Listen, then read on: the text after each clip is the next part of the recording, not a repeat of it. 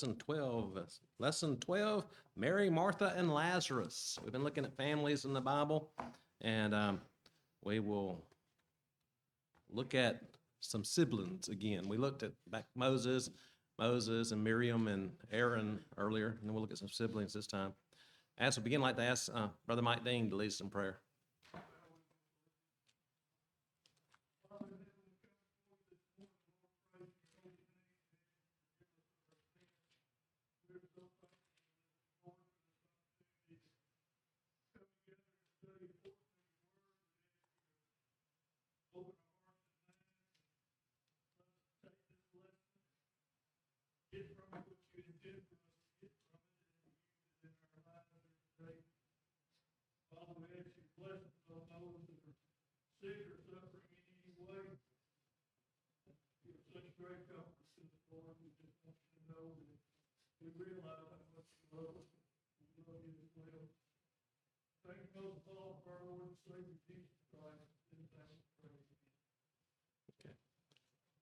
By the way, the alternate adult class has started back again, so if anyone needs to make a run for it right now, go ahead and go. So, but we appreciate you being in here.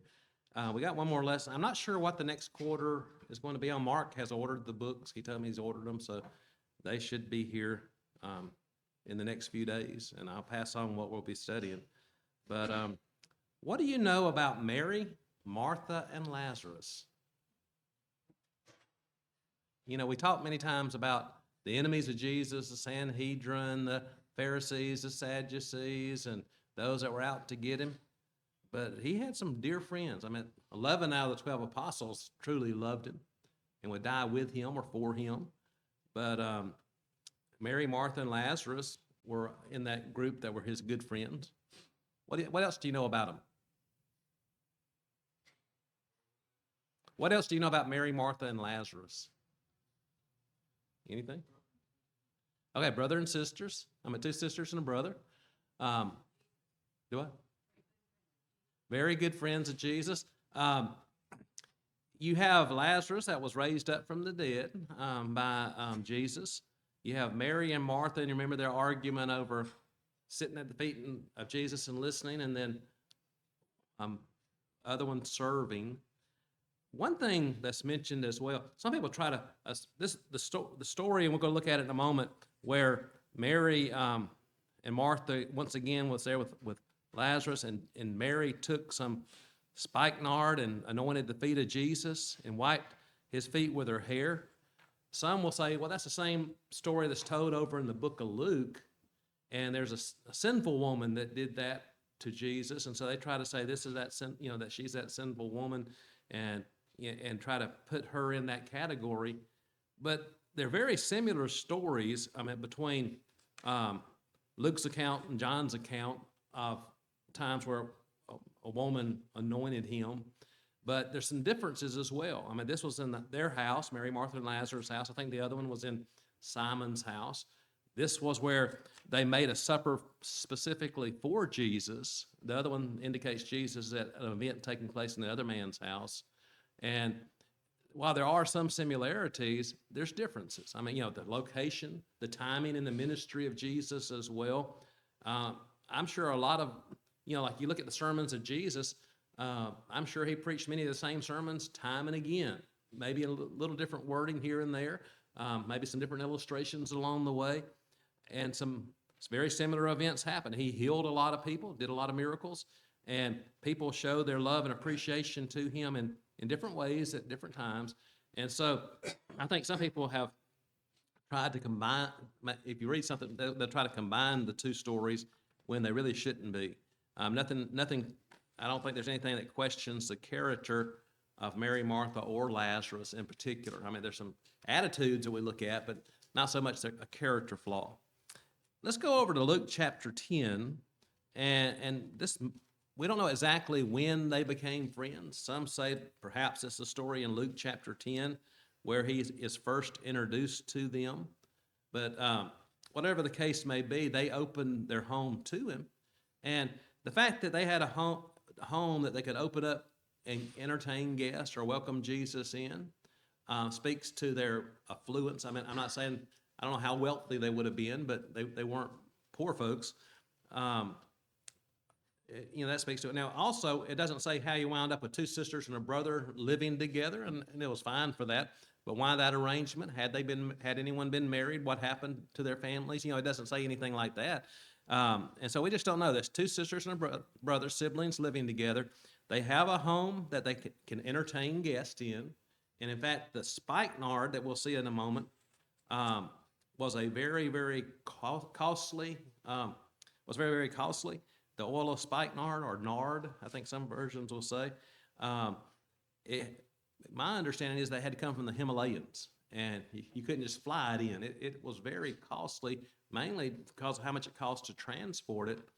And so to take it and pour it out and anoint Jesus with that would have been a very costly sacrifice on her part. You have Judas Iscariot questioning. The money could have been put to better use, according to him. Of course, he was stealing the money.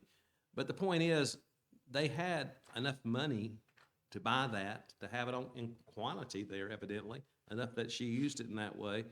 Or maybe they made a great sacrifice, I don't know. But the inference seems to be that they were affluent to some level or to some degree.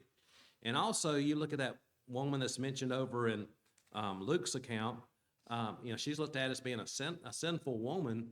Nothing indicates that anybody looked at Mary, Martha, and Lazarus in that way. In fact, you have all the mourners that are there as well, and they would hire mourners sometimes. So maybe there was some money involved in that as well. But anyway, they asked Jesus into their home. He entered a certain village. Bethany would be the village, a couple of miles outside of Jerusalem, and a certain woman named Martha welcomed him into her house. And so, was it hers and the siblings lived there?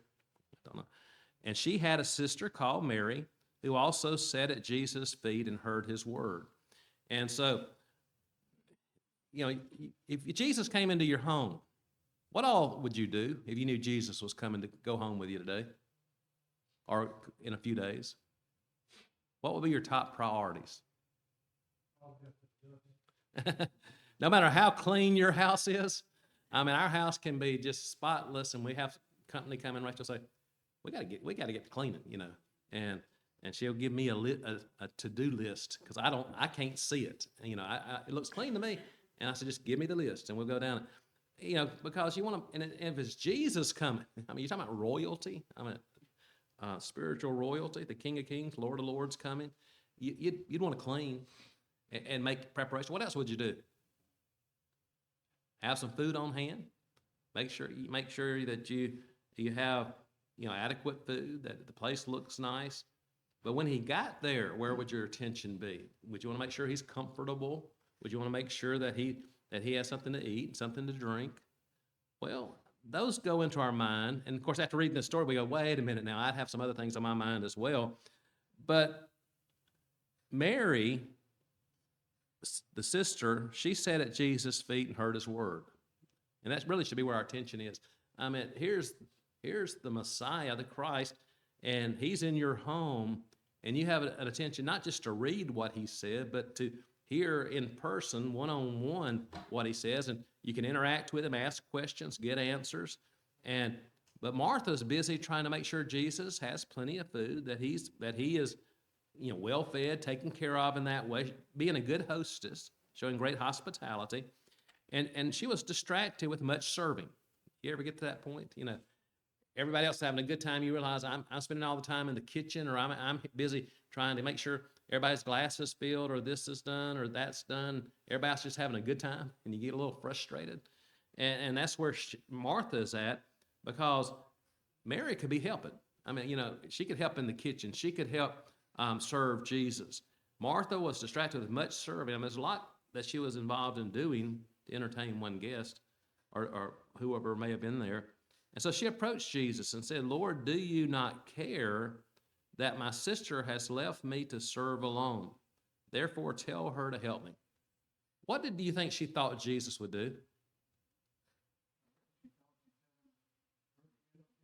Yeah, say, you're just sitting here relaxing. You need to get in there and help your sister. She's working herself to death.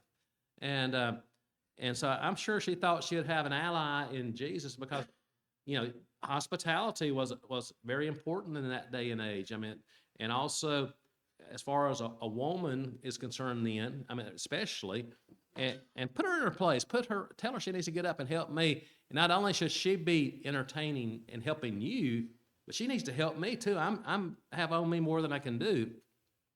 And to tell Jesus, don't you care? Don't you care?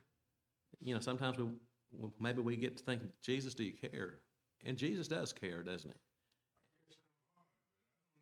She asked Jesus that anyway. Why didn't she just speak to her sister? They may have knocked heads on that before. Because we're going to see that again. In fact, if you look over in John chapter 12, when they made him a supper, it says, and Martha served, and then Mary, she's busy with the oil anointing. You know, she's not helping with it. So again, you have the same thing. She's busy with Jesus, and the other one's busy serving. But yeah, she should have come in there and said, Mary, I need your help. I need your help in the kitchen, or I need your help with this. Yeah, it's kind of interesting. But maybe she knew that she couldn't put Mary in her place, and maybe she wanted to shame her a little bit. I don't know. But she does ask Jesus. You remember the man that wanted Jesus to settle the estate with him and his brother, or whatever it was, and I mean, Jesus reprimanded him. I mean, he was there for a purpose, and really, the great thing was not, oh, I want to be served. I want you. He came to serve, not to be served. But she asked, and she didn't get the response that she thought she was. I'm sure that she thought she was going to help. And I mean, Lord, don't you care? I'm almost throwing it off on Jesus as well. Jesus, you should have told her to get up and get in here and help me. I'm kind of like with Adam and Eve. I meant Adam said, God, is this woman you gave me? And it's blaming Eve and blaming God. And of course, Eve just blames the serpent. But you know, they were all held accountable. But whatever the case may be, here it is before Jesus. And Jesus answered and said to her, I could just see in my mind him shaking his head, Martha, Martha, you are worried and troubled about many things. Are you a person that's troubled about many things? Or I know none of us are, but we probably know people that get stressed out over everything, just drive themselves crazy trying to get everything done, thinking it has to be done, and it has to be done now, it has to be done in a certain way. And there's some things that just don't have to be. I mean, Martha thought, boy, I've got to entertain Jesus. I've got to provide him what he needs. Mary thought, boy, I love having Jesus here. I want to listen to it. And he said, look, you're worried about in trouble about many things, but one thing is needed. And here, there is one need. Mary has chosen that good part, which will not be taken away from her. I mean, you're worried about me with one meal, or me with one cup of water, or whatever it may be.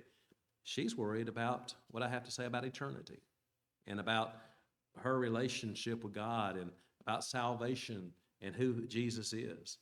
And so there's lessons for us. I mean, we say the hustle and bustle of life. You know, this time of year we have people coming in and going out, and people doing a lot of traveling, and get so caught up in so many things that we feel like it just has to be done. You know, I have some days you have a to-do list. You go, I'm going to go in a lot of directions. And I had a to-do list the other day and looked, and I stayed busy all day and realized I'd checked a lot of things off, but not off that list. It was the list that got in the, there's lists that got in the way of that list. And, but evidently those other things didn't really have to be done, so, but put first things first, seek first the kingdom of God and his righteousness. Other thoughts? I meant, lessons we can learn from that story. But again, you do see people that love him. I think Mary loved him. She wanted to listen to him. Martha loved him and wanted to serve him. But Jesus is pointing them to the matter of greater things. Just like the church at Corinth, they were, who has the best spiritual gifts? Who baptized you?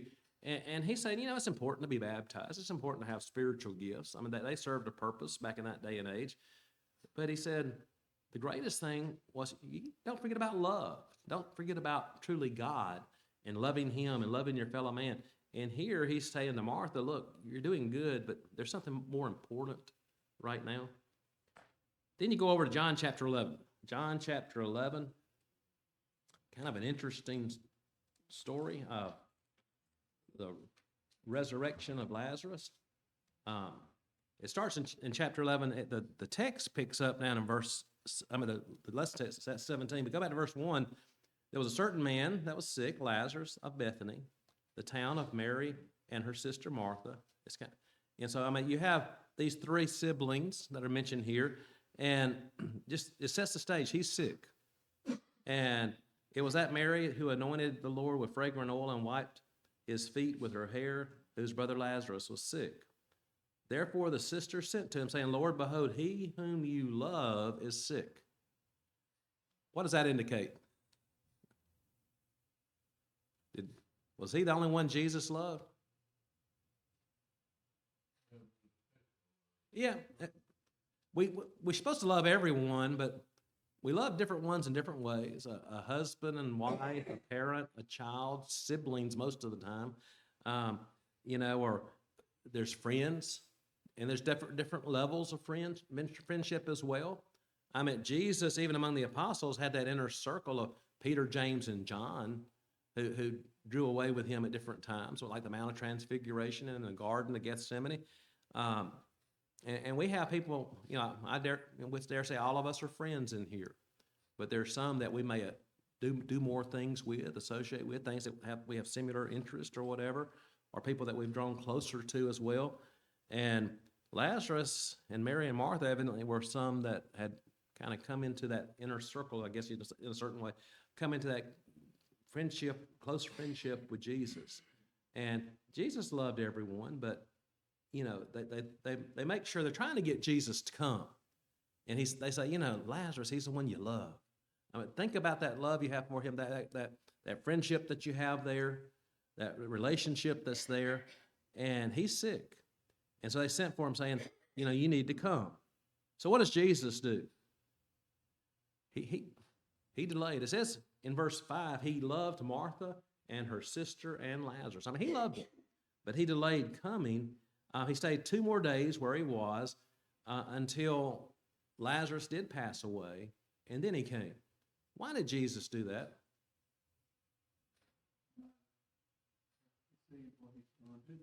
It wasn't a lack of care and concern. It was he knew what he was going to do. Time in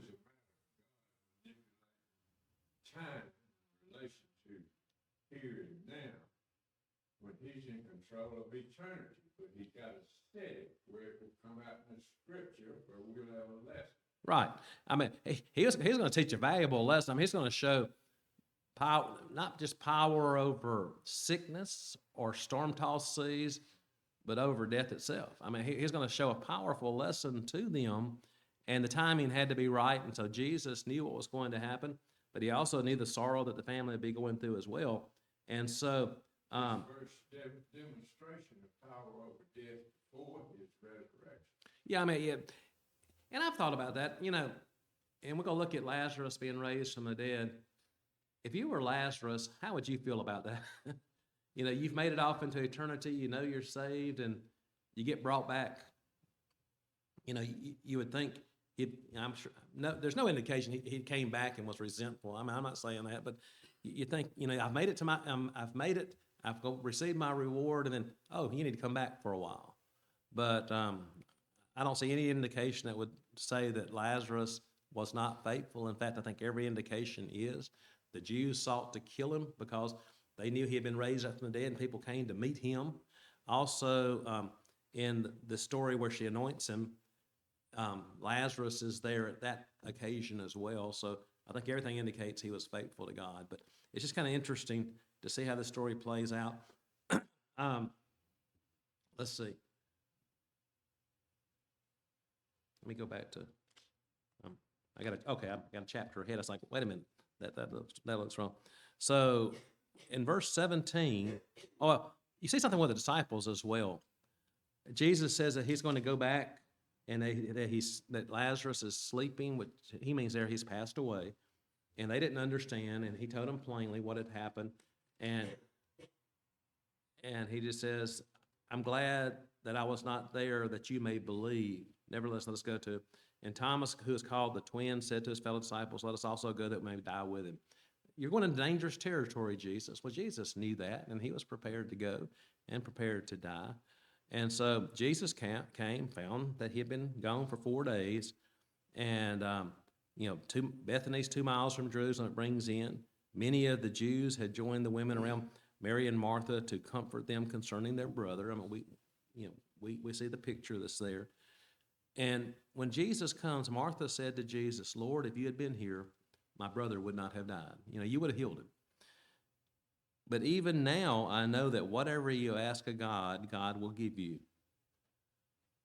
What was she asking then, do you think? You think she was asking for him to be raised? It sounds like it does. I mean, you could take care of this situation, Jesus. Great faith in Jesus.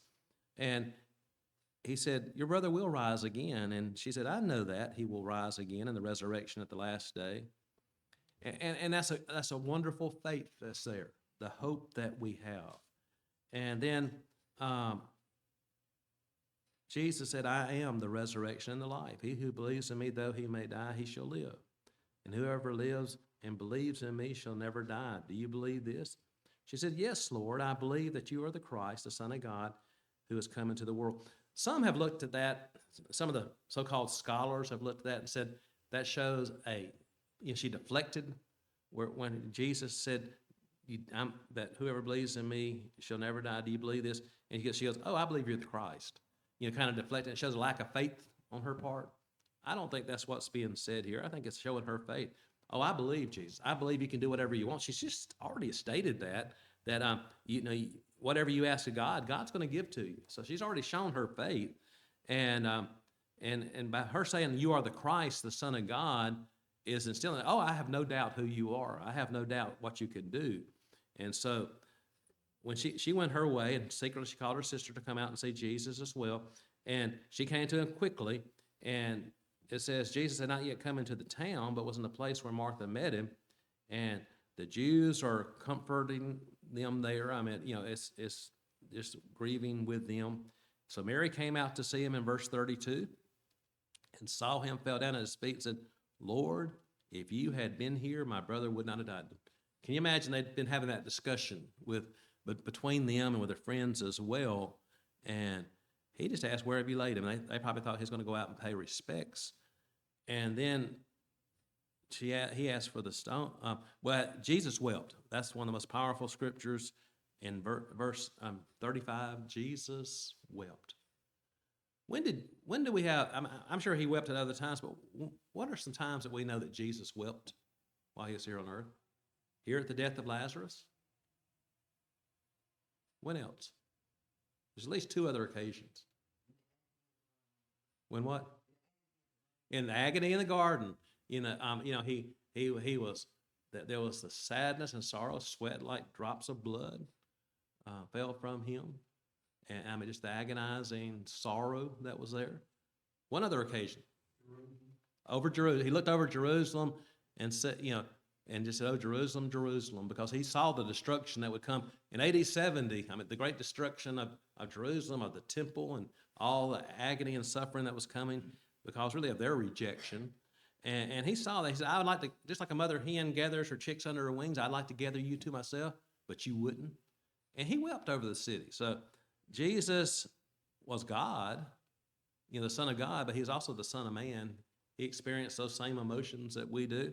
And Jesus knew what he was about to do, but it's a sorrowful time. And he wept. So if Jesus can weep, we can weep. But Jesus knew what he was going to do, and we have faith in God, and we have hope. And the Jews said, see how he loved him. And then people said, could not this man who opened the eyes of the blind have kept this man from dying? And Jesus groaned. He saw the suffering.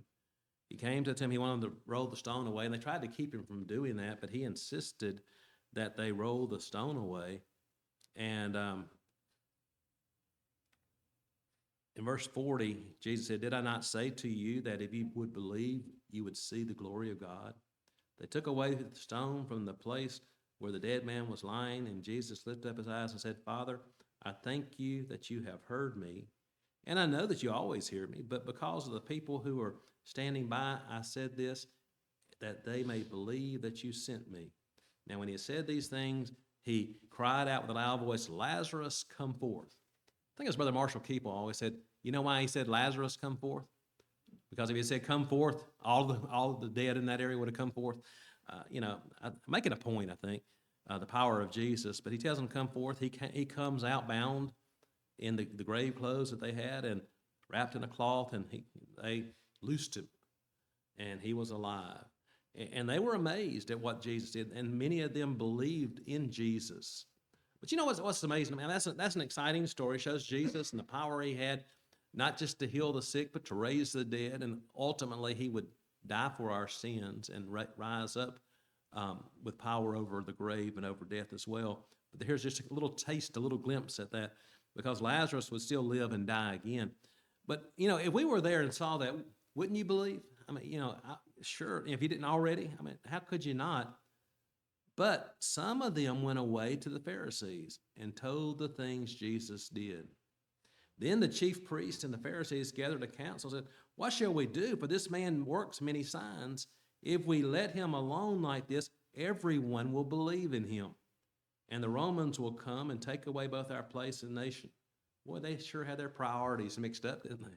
I mean, they said, look, he did a miracle here. He raised somebody from the dead. And if he keeps on doing stuff like that, everybody's going to believe in it. And later on, I was trying to see how far. Verse 53. Then from that day on, they plotted to put him to death. And therefore, Jesus no longer walked openly among the Jews, but went from there into the country and into the wilderness. And but again, they're trying to put him to death. And it does say as well, they tried to kill Lazarus also. I mean, just so hardened in their heart against Jesus and wanting to keep their power and their authority. They were afraid of losing their authority, earthly authority, more than they were in the true Messiah being here. And so even those that saw one raised from the dead didn't believe in him, and they didn't believe in him when Jesus rose from the dead. But the power of Jesus, the compassion, the love of Jesus, the sorrow that he experienced when we hurt, Jesus hurts with us. I mean, he feels our pain. He sympathizes with us. He knows what it's like to feel those feelings we feel because he's been here and been through that as well. Any thoughts on that? Very quickly, let's get to the last story, John chapter 12. And 6 days before the Passover, Jesus came to Bethany, where Lazarus, who had been dead, whom he had raised from the dead, that's where he lived. There they made him, talking about Jesus, a supper. So he's the guest of honor, if you will. They made a supper for him. And Martha served. There she is serving again. Lazarus was one of those who sat at the table with him. He's mentioned, it doesn't really say what he was doing, but he was there with him, eating with him, and listening to the things going on, and I'm sure taking part in things that were there as well. And then Mary comes back into the picture. And by the way, what other glimpse do we have of a person that's been raised from the dead and telling what they do after they were raised from the dead? I can think of different accounts where people were raised from the dead, but as far as maybe when some you see them immediately after, but we get a glimpse into Lazarus. What did he do after he was raised from the dead? He went back to living life that was here. He's here with Jesus. He's here eating with him and taking part in that. Just went back to a normal life. I mean, as much as you could after being raised from the dead. And we don't know what all he knew and what all he could share and say. We don't know, but yes. Did Paul say something about not being forbidden to speak of the things that they know about? Yeah, we don't know what, like on the cases of those who were raised from the dead, we don't know what they were allowed to say or not to say, but it was obvious that they died and were raised again. And like I said, Paul talks in the third person, but I think he's talking about himself going up and seeing heaven.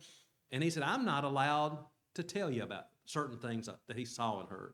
And if an inspired apostle isn't allowed to, we read all these stories that people write today where I saw this, I saw that, and all these things took place. I just think if they're allowed to do that today, then surely Paul would have. So there's things that he couldn't share. Yeah, that's it. That's a good point. And so we don't know what all Lazarus could share, but it was an obvious fact he had died and rose again. Other thoughts? And so they're all there. Mary took a pound, a very costly oil of spikenard, and like I said earlier, a pound's a good amount. I mean, you look at some of these perfumes that we get, and it's, so much an ounce, and it can be very expensive. To have a pound, what is that, 16 ounces? Of spikenard is quite a bit to have, and it's very costly. It's very fragrant. It fills the whole house with the aroma. But to take that, it would be for very, very special occasions. It would not be just used flippantly. And yet here she is. She took that and poured it out, anointing his feet, wiping his feet with her hair, and the house was filled with the fragrance of the oil. So here's a scene that's really been being made, but it's something personal, I think, between Mary and Jesus as well. She loves him. She's showing her concern for him, her love for him, and commitment to him. And it's a very expensive sacrifice she's really making there, an offering that she's making. And not that our offerings have to be expensive. I mean, you think about the widow and her mites. I mean, maybe it's in proportion to what we have. But the indication seems to be they had plenty of money. But, or again, like I said earlier, maybe they had this that they had in their possession, almost like, people buy gold to keep, instead of putting money in the bank, some buy gold or invest in different things. Maybe it was an investment. We don't know. But the point is, it was a great amount of money that was used. I mean, Judas Iscariot said, why was this fragrant oil not sold for 300 denarii and given to the poor? I mean, that's a lot of money.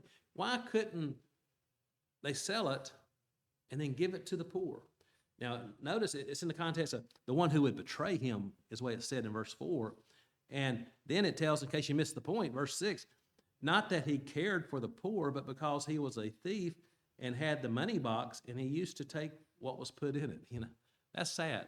I don't know how much was given to Jesus along the way, how many offerings were made to kind of fund them, because they were traveling everywhere and didn't really have a home to call theirs at that point. And the disciples had left their home.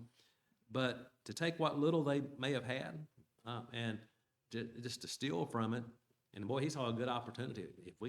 If this was sold, I could sneak a lot of money out, maybe not be caught there as well. So it's just amazing to me. What all had Judas seen in the time he spent with Jesus? Yeah, everything the others saw. I mean, he had heard the great lessons Jesus proclaimed, the Sermon on the Mount and others. Yeah, I mean, it says it couldn't, the books couldn't contain all that Jesus did. He was in the middle of a very busy ministry. He had been chosen by Jesus to follow after him. He saw the miracles. He had seen Lazarus, I'm sure, raised from the dead, and experienced all these things. But you look at the heart, he was chosen for a reason, because there would be one that would betray him, and Jesus knew that. His heart was not with Jesus. Satan had filled his heart, but he was just not a good man. I mean, you look at him, not just with the betrayal of Jesus, but here he was stealing from the money box that they carried, and evidently the other disciples looked at even when Jesus talked about one betraying, they didn't. Oh, that must be Judas. So a wolf in sheep's clothing, but Jesus didn't bring all that up. He just said, "Let her alone. She has kept this for the day of my burial. For the poor you'll have with you always, but me you do not have always." And so I don't know how much she understood about what was going to happen. I mean, you do see some insight back when he raised Jesus from the dead and who they believed that he was and the power that he had. But how much she knew, I don't know that she was knowingly preparing his body for being offered on the cross of Calvary. But Jesus knew what was going to happen, and that's the way he took it. And he just says, look, for this time and this place, this is a fitting offering that she has done. She's kept this for the day of my burial. And that should have got their attention as well, to think about what burial, what's going to happen. And he said, you can take care of the poor, don't misunderstand me, but the time for that will be later. A matter of love, a matter of priorities again. This time, I don't think Martha, she doesn't come to Jesus and say, get Mary back over here. Don't get her off your feet and make her come serve. She didn't say that then, but you do see different characteristics of people. You know, siblings can be totally different and have different priorities, different ways of thinking. Here's Lazarus sitting there. Here's Martha serving. Here's Mary anointing Jesus' feet. Any thoughts on that? An interesting story. And by the way, you go down to verse 9 now. A great many of the Jews knew that he was there, and they came not only for Jesus' sake, but that they might also see Lazarus, whom he had raised from the dead.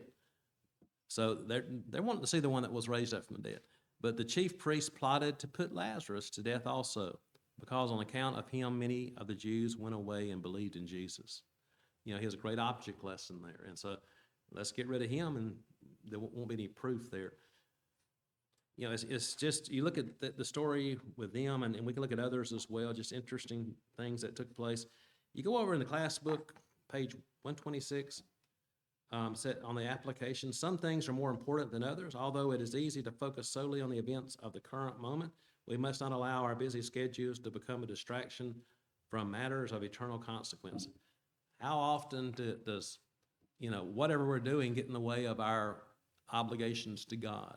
Whether it's work, whether it's recreation, whether it's family, you know, our priorities sometimes get all mixed up every which way rather than seeking first the kingdom of God. Martha was concerned with serving Jesus. Many sympathized with her efforts. Nevertheless, Jesus pointed out that her focus was wrongly placed. She should have been sitting with Mary. This does not diminish the importance of her hospitality. It simply reminds us there's a proper time and place for everything. And you get that in that second story as well. Although other passages reveal Jesus' emotions, the events of John 11 depict Jesus as a caring friend.